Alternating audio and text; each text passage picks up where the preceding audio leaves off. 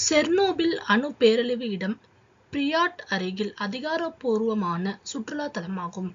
முன்னர் செர்னோபில், அப்போதைய Soviet union, அணு உலை விபத்து ஏப்ரல் 26, 1986 அன்று நிகழ்ந்தது. 1945 ஹிரோஷிமா, ஜப்பான் மீது வீசப்பட்ட அணுகுண்டை விட 400 மடங்கு அதிகமான கதிர்வீச்சு இதிலிருந்து வெளிப்பட்டது. இந்த விபத்து உலக வரலாற்றில் மிகப்பெரிய அணு விபத்தாக பதிவாகியுள்ளது. இப்பகுதியிலிருந்து 3,50,000க்கும் அதிகமான மக்கள் அப்புறப்படுத்தப்பட்டுள்ளனர்.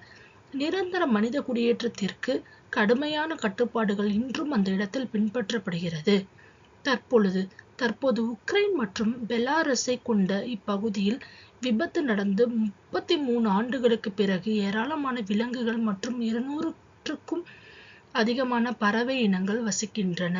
2016ஆம் ஆண்டு உக்ரைன் நாடு கதிர் இயக்கவியல் சார் மற்றும் சுற்றுச்சூழல் உயிர்க்கோள பெட்டகம் என அந்நாட்டு அரசாங்கத்தால் அறிவிக்கப்பட்டுள்ளது.